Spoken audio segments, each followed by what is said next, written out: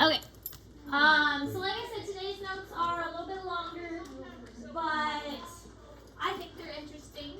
So we are going to talk about the skeletal system and the muscular system today, starting with the skeletal systems first, but kind of talking about them both in general. So most animals move by using the muscles and the muscles attached to the skeletal system, but some of them don't have a skeletal system at all. So if they don't have a skeletal system, how do they move? They slither. Well, I mean, slithering, they still have muscles. But what are the muscles attached to if they don't have a skeleton? Some of them could use cartilage, that's true, like a shark has cartilage, so that's an alternative. But what if they don't have cartilage either? They float around. The body. They could float around, that's true. So there are some that float around, like a jellyfish, and the jellyfish use something else, which we'll learn the term of in a moment, because there's a specific term for that. So if they don't have a skeleton, the muscles could attach to an alternative source, or they could float around using the water and water pressure, which is termed a hydrostatic skeleton. So a hydrostatic skeleton is using the water pressure around them to support their body, and jellyfish are an excellent example of this. So if you pull a jellyfish out of water, it's basically a blob because there is no longer any water pressure to support their body. But you put a jellyfish in water and it's beautiful, it's majestic, you could watch them for hours, just kind of float around. There are other things like sea anemones. Sea anemones also in the water, they look really pretty, but then you pull them out and they kind of shrink into a blob because they need that water pressure to sustain them. So that's a hydrostatic skeleton. Then we have an exoskeleton on organisms like my spiders, for instance. This exoskeleton is also going to be sustained by the hard outer shell, and the muscles are going to attach to the hard outer shell. So it's not attaching to bones, but the exoskeleton is what the muscle attaches to. So it's kind of the same thing, but kind of not. The muscle just attaches to the exoskeleton instead.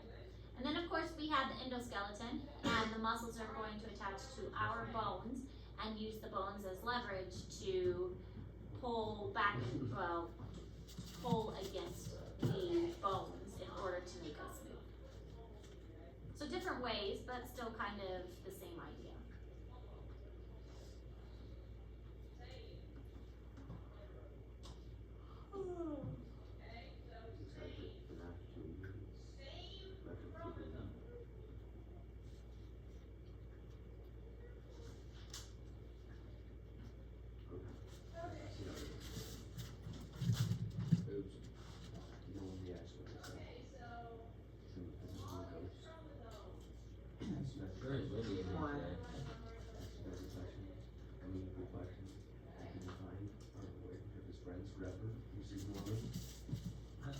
I didn't know if you were talking to somebody in particular. Okay.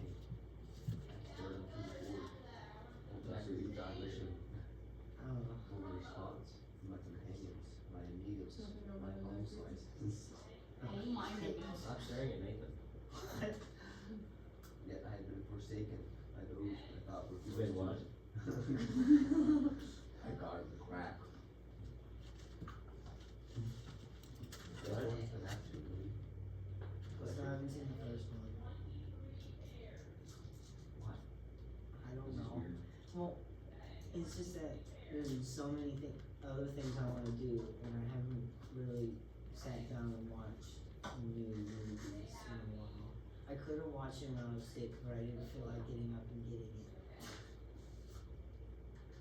Real. Alright, so here's an example of a hydroskeleton. This is an anemone, and it has the tentacles out, so it's using the pressure of the water to make it move. And this is one at rest. It's kind of down and has all of its little tentacles tucked in. And this is a fly, obviously, and it has the muscles and it uses the muscles to help it fly by contracting against the exoskeleton. So as far as bones are concerned, most of the bones are very similar no matter what kind of animal it is. We all have kind of the same basic structures, skull, legs, these are called pelvic girdles, and these are called pectoral girdles. Spine, rib cage, all of those structures are generally the same with variations depending on if the animal is walking on 4 legs or 2 legs, if it's in the water, if it's on land, those kinds of things. So modifications to fins and other skeletal structures accompanied the movement from water to land. Organisms were originally thought to be developed in water and evolved later to come onto land. And that's what the first creatures were originated, was in water.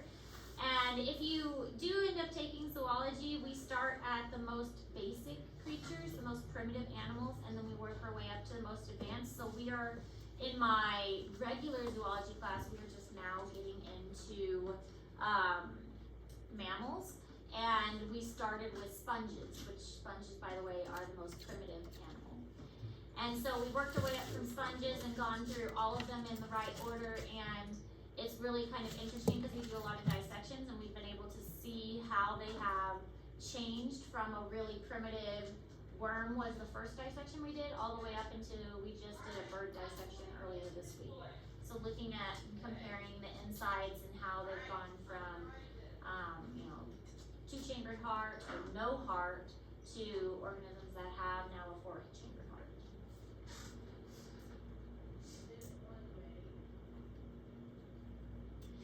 So when creatures started off walking on 4 legs, their skeleton had changed quite a bit, because once they moved to an upright posture onto 2 legs, the skeleton had to accommodate that shift, and shifting the organs and shifting the weight and everything.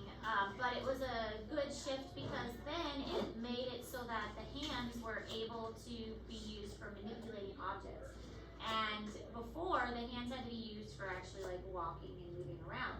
But once they shifted to upright and walking on 2 legs, now the hands are free to use for other things. And that increased our use and ability to use the hands for tools and working and artwork and factories and that stuff. Whereas before, hands just were used for walking.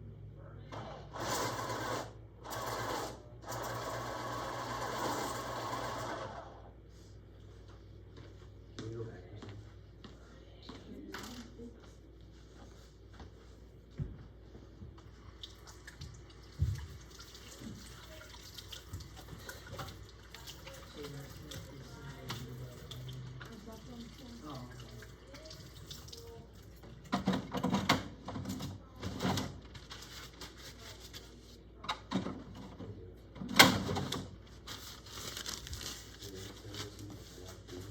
Alright, so you do need to know some of the basic structures, but you should already know these because they are not terms that are surprising or anything.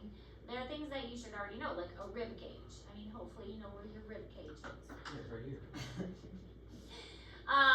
Cranial bones, facial bones. Now, if you take anatomy, we will obviously learn this in a lot more detail. You have quite a few, I think it's like 22 cranial and facial bones. And all I'm wanting you to know is cranial bone, okay? So obviously, we are keeping it pretty simple. Hopefully you know the patella is the kneecap. And the intervertebral discs are the parts of your spine, the vertebrae. Intervertebral discs are in between the vertebrae, and you have your vertebral column. The sternum is basically the chest bone. So a lot of these are hopefully terms you've heard before. So it may look like a lot, but it's really simple, and I've kept it very simplified. So then you've got, on the back, you've got your clavicle, which is actually not the back, it's the front. It's your collarbone. Your scapula is your shoulder blade. Humerus is your arm bone. You've got a radius and an ulna. Those are in your forearm. A lot of people get confused with the wrist. The carpals are the wrist bone, but the wrist is actually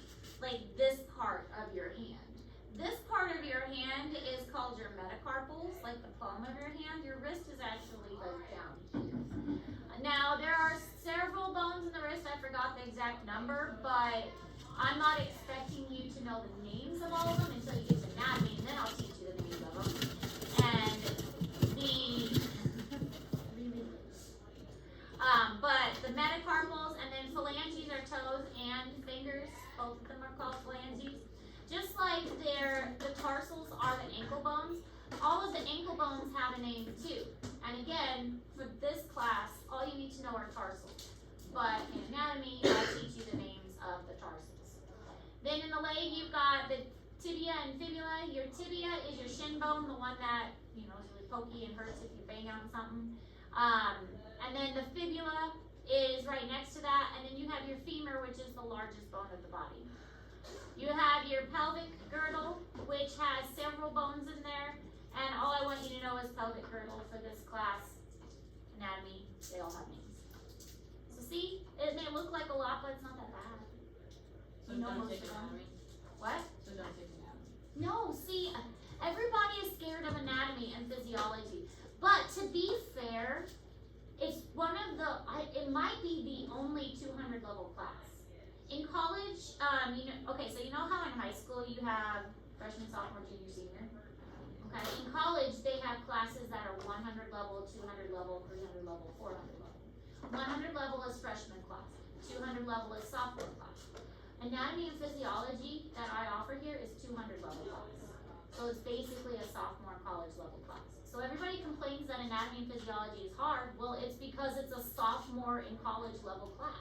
So this is a 100 class. This is a 100 level class. Wow, okay, college. So this is a 100 level class, and I think pretty much every other class that's offered here is a 100 level class, except for anatomy and physiology, which is a 200 level class.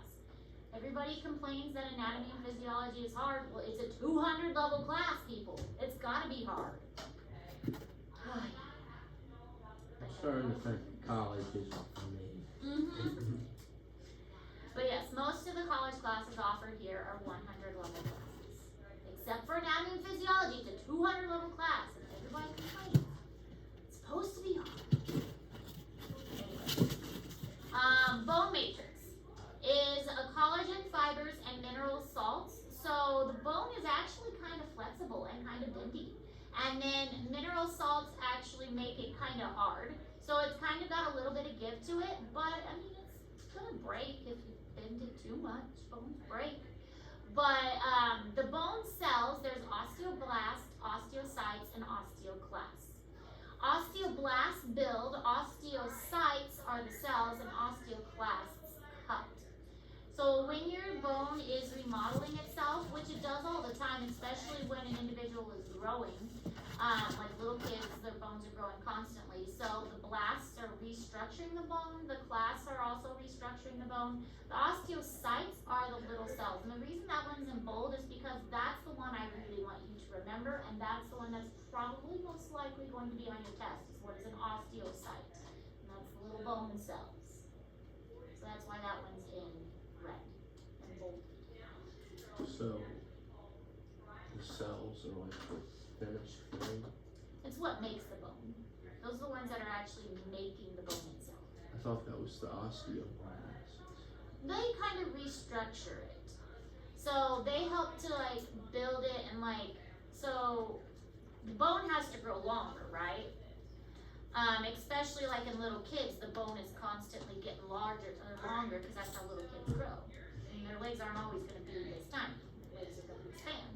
So that's what the osteoblasts and osteoclasts do, is they're restructuring, they're going to modify the bone, make it bigger, make it, but the osteocytes, they're like the main part of the bone. Does that make sense?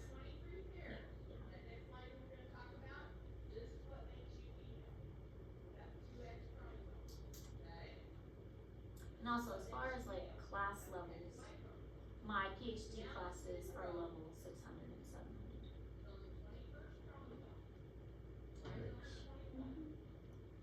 So, the osteoclasts cut. So they like dissolve it. It's not really cutting, it's dissolving. But if you think of classed cut, that'll help you remember A-C. B, L, C, Yeah. cut. That's why I put that up there. Yeah. Yeah, to help you remember. But it's more of dissolving, they kind of dissolve it.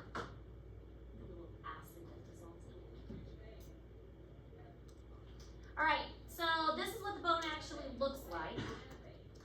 And it's, again, lots of terms, but the one I want you to remember is the osteocytes here. So the actual bone structure is made of these little osteocytes, and you can see the little osteocytes hanging out all over the place. They look like little spiders, I think, with little legs. And the osteocytes are found all throughout here.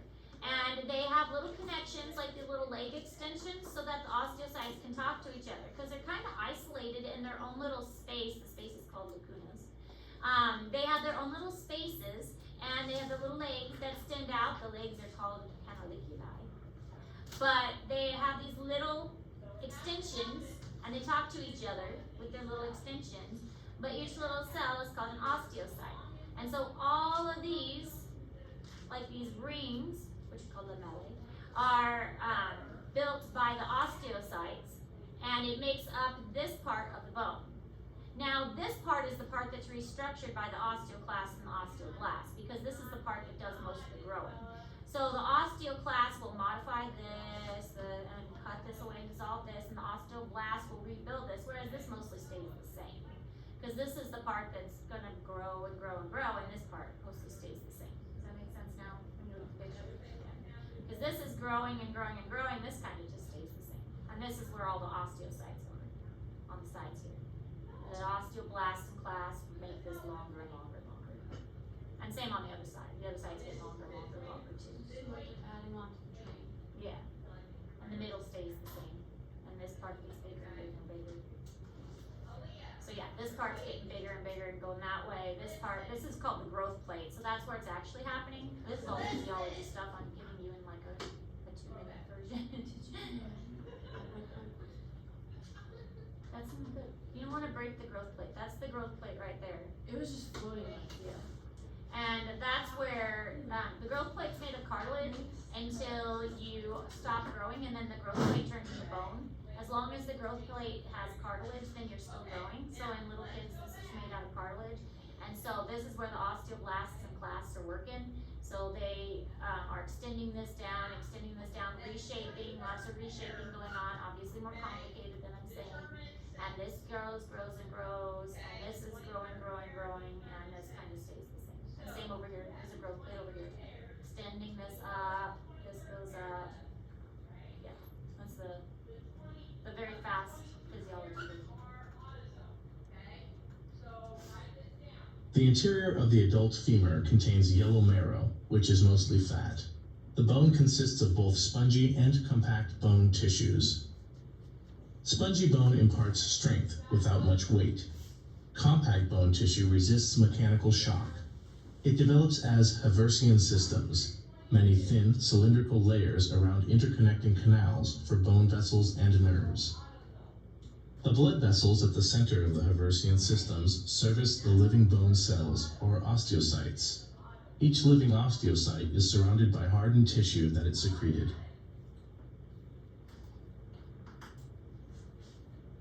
I think the osteocytes are cute. Look at them all.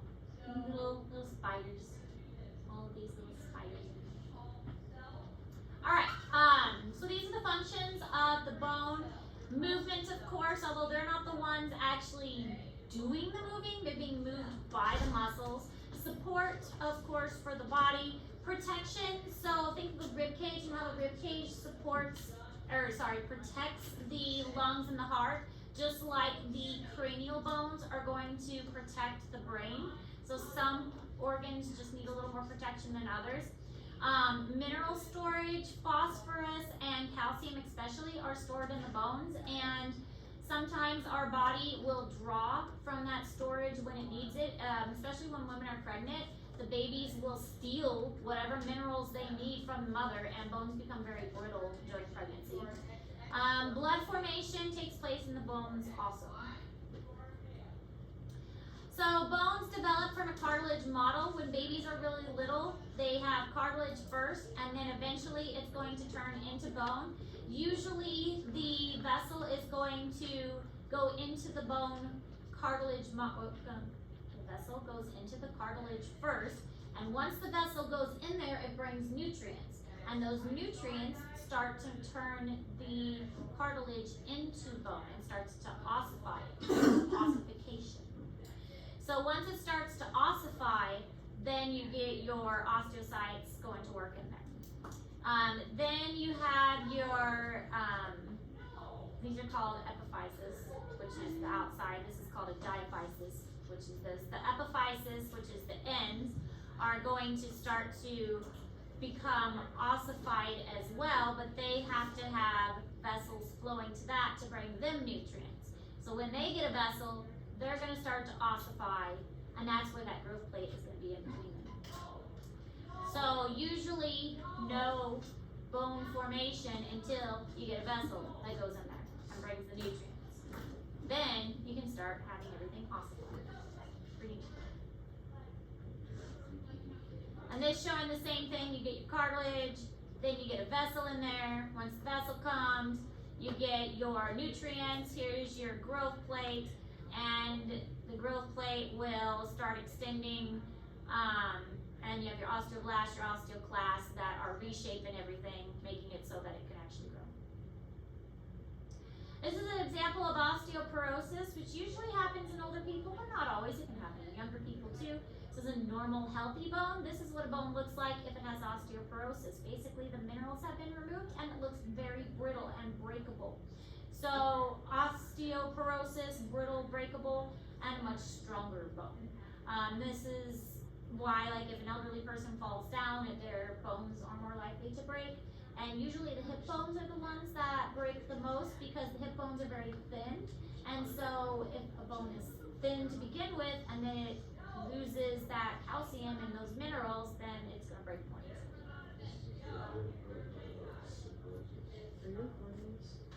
Yes. All right, so joints are regions where bones meet, and ligaments are stretchy fibrous materials that go from one bone to another. So a bone-to-bone connection is called a ligament. Now there are three main types of joints: a fibrous joint, a cartilaginous joint, and a synovial joint. Synovial joint moves the most. Fibrous joint doesn't move hardly at all. Where do you think a fibrous joint can be found? A joint that doesn't move hardly at all. Your skull, your head. So yes, you have movable bones in your head when you're born, but they fuse when you get older, and so yes, a fibrous joint would be in your skull. Where do you think a cartilaginous joint would be? Not exactly. I mean, your ear's made of cartilage, but it's not necessarily a joint. Your vertebrae, in between your vertebrae. So your back has cartilage in between them, which allows for some movement, but not a lot of movement. So you can move your back around, but unless you're like a contortionist, then it doesn't move a whole lot. And then synovial joints are most of the joints that you have because they have pretty good range of movement. And this is a picture of a synovial joint, and it's got fluid in between that cushions and protects it. So synovial joints have a pretty good range of movement, for the most part. There are different kinds of synovial joints, which we're obviously not going to get into. Hinges, pivot joints, ball and socket joints, rotation, no, not rotational. Maybe rotational? Yeah. Yeah. What was the example for cartilage and nose? The intervertebral discs of the spine. Discs of the spine.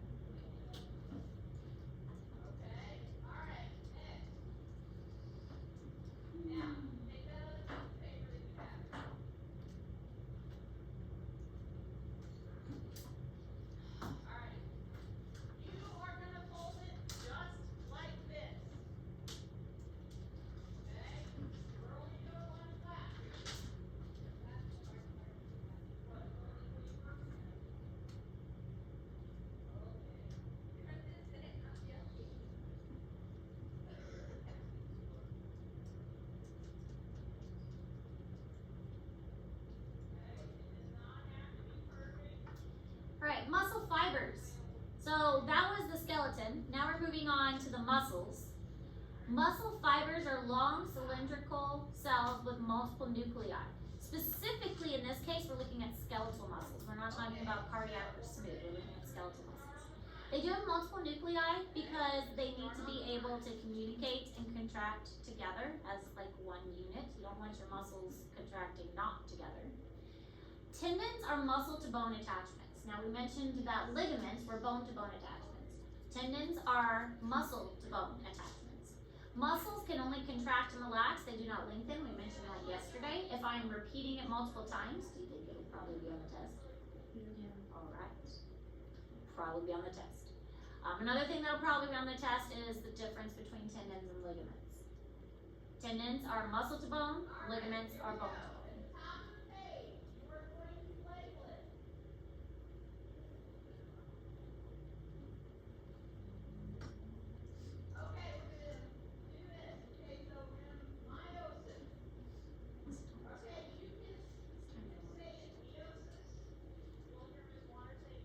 Well, someone on the radio did some Skeletal class. Leah Wilkin. She was talking about meiosis and lupus. We already did that. No, we haven't. I have. You haven't. She's asking me, and I was like, you don't want me to help you. We did ours, well, we do ours in a very different order.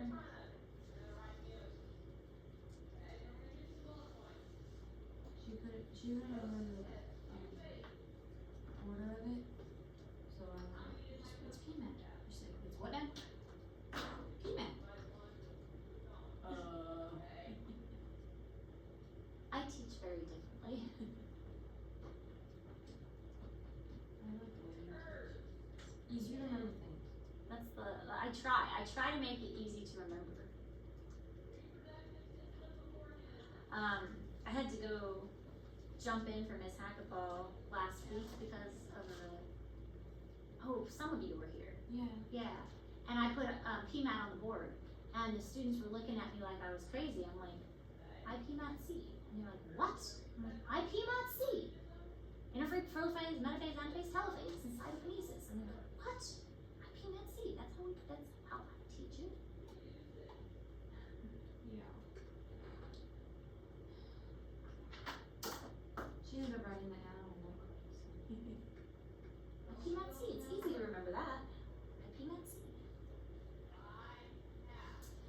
Anyways, so we already talked about the bicep and tricep and the movement of the bicep and the tricep.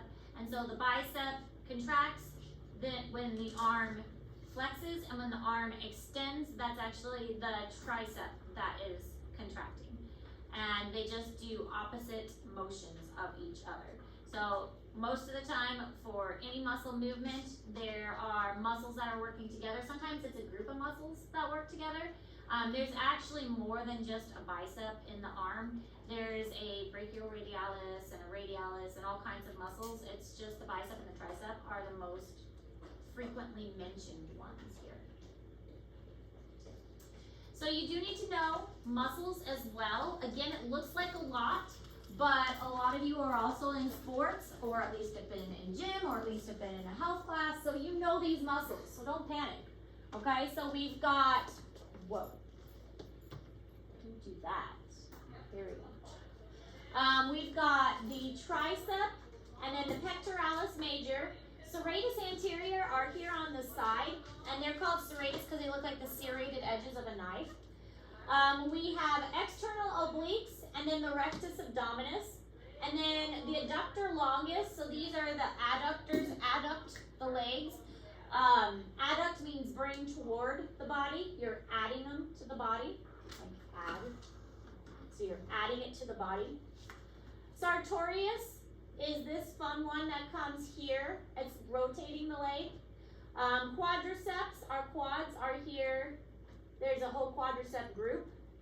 Tibialis anterior is on the side here. Then on the back, we've got our biceps, and we've got our deltoid, which is your shoulder muscle. Your trapezius, it makes a big T, looks like a kite on the back. Latissimus dorsi is this one on the side here. Everybody's familiar with the gluteus maximus.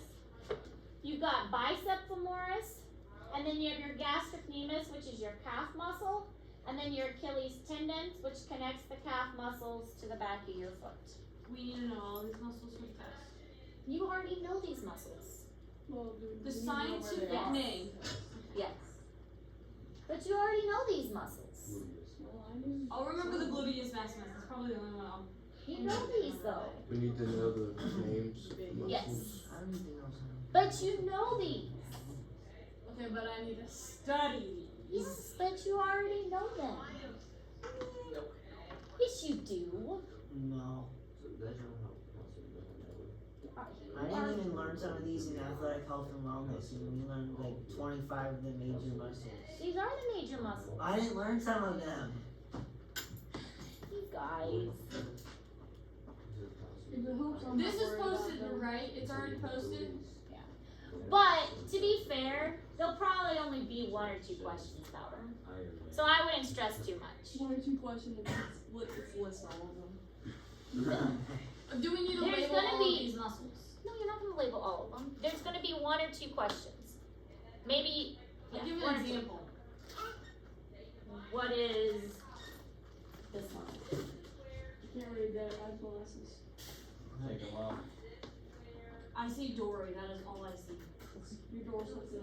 Your dorsal fin? All right, so the joint. The joint is really cool because I particularly like these bursae.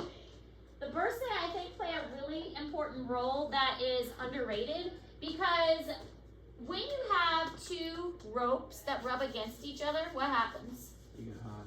They do, and they create friction, and if the 2 ropes rub against each other for a long time, eventually they're gonna fray and one of the ropes could even break off. So the same thing is happening in your bodies at your joints. You have tendons and ligaments that are basically rubbing against each other every time you move a joint. But you have these really cool things called bursae, and the bursae are these little pockets of fluid that separate the tendons and the ligaments. And by separating the tendons and the ligaments, they prevent that friction. So the bursae have synovial fluid in them, and they separate those tendons and ligaments so that they are not creating friction. So in the synovial joints, you have synovial fluid as well that prevents the bones from kind of mushing together, and they create this impact-resistant area so the joints don't hit each other. So you have the bursae, which prevent friction, and you also have synovial fluid that prevent the bones from hitting each other and also nourish them. This is cartilage, because your bones also have cartilage on them so the bones don't rub against each other. But I really think the bursae are cool because our body thought of that so that we wouldn't like ruin all of our tendons and ligaments.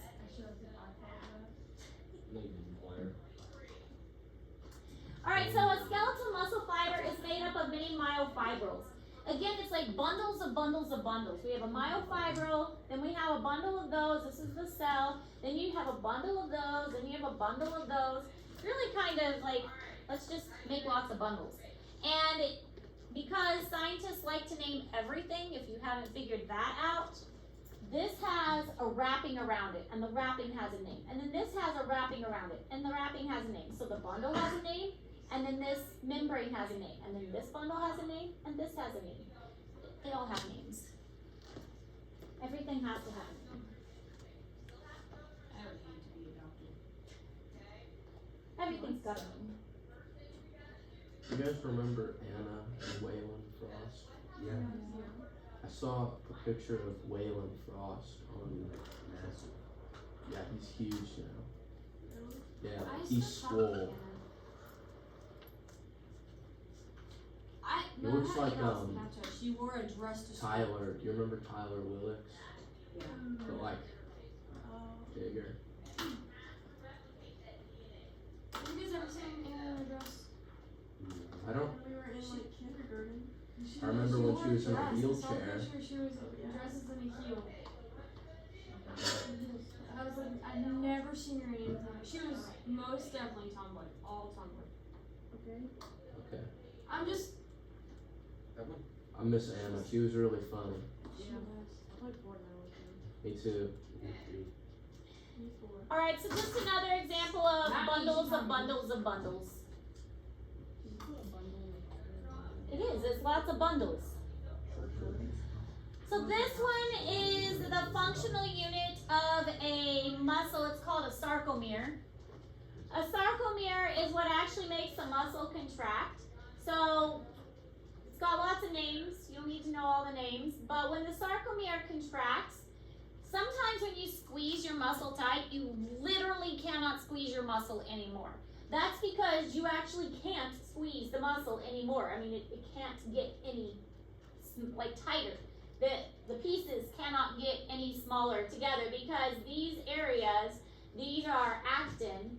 The actin cannot get any closer together. So the actual functional unit of a muscle is called a sarcomere, and the sarcomere is what makes the muscle contract. And that's why muscles have these banding patterns that you see on here, is because of the sarcomeres. The sarcomeres is what give them this banding striations. Smooth muscles have something else, that's why they don't have the banding. So when you get stronger, do you get more of those, or does the distance just increase that it can contract? These can get spread out more, and these can get a little bit longer too. So these get a little bit longer. So you can contract a little more. But also you get more muscle mass in general. So both? Yeah. Alright. There's a lot of different adaptations that can happen. You can also get more mitochondria. You can also get different types of muscles, like there's white muscle versus red muscle. So there's a lot that can go on. Yeah. Why is it called a Z-band? They just made up, I'm sure there is a reason, but honestly I don't know. There's also things called M lines. This is an M line, and this is an H zone. There's all kinds of names, because they named everything. This is a dark line, and this is a light line here. They've got all kinds. Actually, I think this is the light, and this is the dark. So that it's got all kinds of names that go with it. I don't know why that one particularly is a Z-band. Maybe science. But yeah, this is the light, and this is the dark, and then this is a thick filament, and this is a thin filament, and it's got all kinds of names that go with it that are not listed up there. And what's the name of the actual contracting part? Sarcomere. Sarcomere. And this is another thing you could call it a sliding filament model. It's another thing. It's got all kinds of things. Physiology, we'll learn how it works. Alright, so this is, I kind of skipped through this, but this is a neuromuscular junction. Neuromuscular junction is the muscle and the nerve attachment, and it forms a motor unit. That is where the nerve comes in and attaches to the muscle and sends a signal to it, and it creates a muscle twitch. And one muscle twitch is basically a stimulation. It stimulates the muscle and creates a muscle twitch. You add enough of those stimulations together, it can make a sustained contraction. So enough sustained contractions can cause tetanus. I'm sure you've heard of tetanus. Great times. Most people have heard of it, but they don't know what tetanus actually is. Rust? It has to, I mean, it goes with rust a little bit, but I thought it was like a disease. it's a toxin that gets in your bloodstream. Oh. So it's more of a toxin that gets in your bloodstream, and it can get in your bloodstream by stepping on rusty nails. Honestly, I'm not sure, but I don't think it has to actually do with rust. I thought it was something to do. Superstition. Yeah, I don't think it actually has to do with rust. Just that rusty things are often in unclean areas. Yes, I think that's true. I don't think it actually has to do with rust.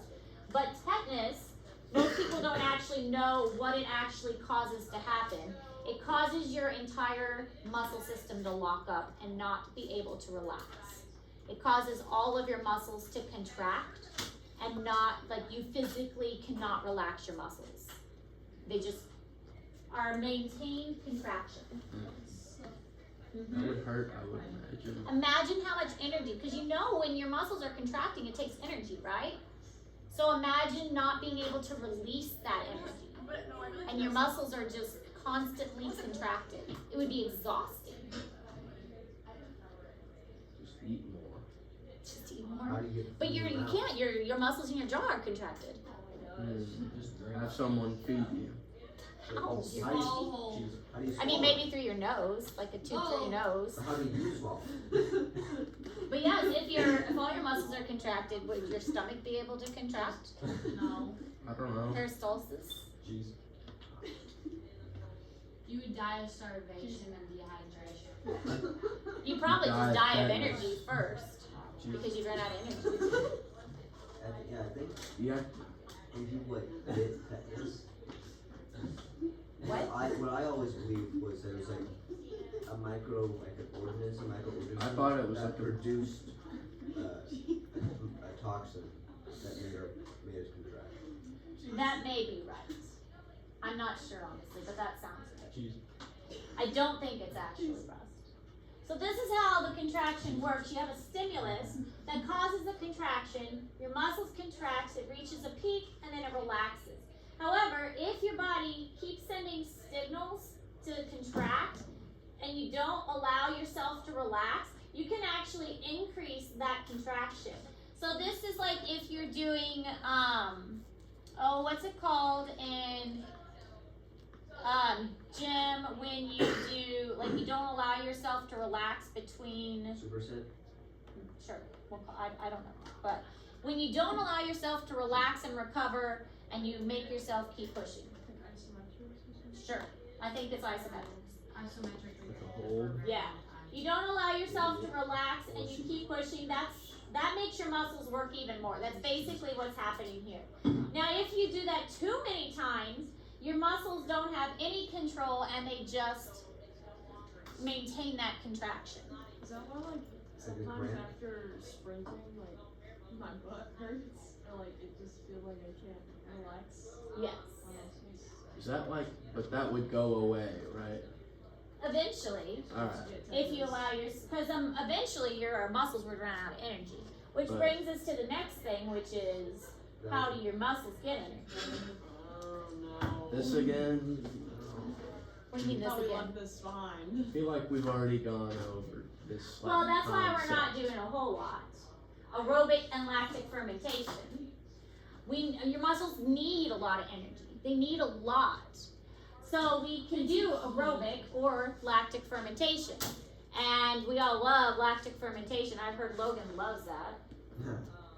And so there are those two ways. But if your muscles contract too much, then you do run into that oxygen debt, which we did talk about, which is why we're not getting into it too much now. We're just mentioning it briefly because we did talk about it before. And good job for remembering it. Means you're going to do great on the EOC, which is when? Next week. Next Friday. Next Friday. What are you? I thought you were trying to take a bite out of this paper. No.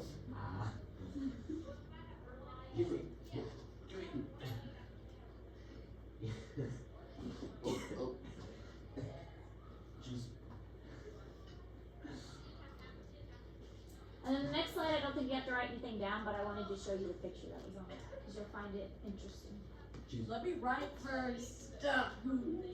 Let her write because we're almost out of time. Yeah, Belle's gonna bring. You're being a distraction in this learning environment. Oopsie. Oops. Better get out of the way. I forgot we're recording now. Standing for it. They only need one frame. That's true, and then they can pause it. Yeah. Make them spend like 15 minutes. Record it in 12,000 frames a minute. Or a second. One time a couple times, I accidentally recorded in slow-mo, and I'm like, why is this video taking so long to upload? It's because it was like a 2-hour video, because I recorded it in slow-mo. And the lights were flickering. The lights were flickering. Yeah. Did the lights flicker in the whole building when that happened? Alright, muscle fatigue decreases a muscle's capacity to generate force. When your muscles get tired, you just can't anymore. Your muscles are tired, they're weak. And as you age, muscles get even weaker. Don't grow old. It's not fun. You're so anxious to get out of high school and get on to real life. It's not fun out here in the real world. Well, it's gotta be more fun than this. It's not. It's not. It's not. I mean, no. Enjoy it now. Real world is not fun. Freaking crushed it. College is fun. I will admit college was fun. But after college, not so much Not fun fun. anymore now that it's Not fun 600 anymore. 700 classes. No more parties. Well, at least as an adult, you can buy yourself a birthday cake. If you As a have child, I money, have people to celebrate my birthday If with. you don't have money for a birthday cake, there's Bro, you're bigger too issues far. than money for a birthday cake. I don't buy myself stuff. I buy my children stuff. Buy your Did I children- tell you my in-laws got me a birthday, like $100 Visa gift card? Do you know what I spent that on? Stuff for your kids. Did I spend any of it on me? No. I think I bought myself a 50-cent drink. Oh yeah. Every time you know, a little tip. Whenever you go into a gas I bet I can station, do that. the cashiers just don't care Oh, wait, if there's you a bring red a cup from a different gas Yeah. station. Yeah. They'll just give you like 80-cent refills or whatever it is, no matter what cup it is. Writing. Like within reason. Yeah, I should remember that. It's one word. This is tetanus. That person looks like he's trying to do like some kind of dance. He's Trying not. to do. He's This not is that. what Big tetanus is when push-ups. every single muscle in the body contracts. Trace. So obviously it's gonna be uncomfortable. Alright, we barely made it. Like that was to the bell. We barely made it. That was the last slide. But tetanus isn't fun. Don't get tetanus. I thought it was tetanus, not tetanus. Tetanus. Tetanus. Yeah, I thought it Junior, was there is tetanus. a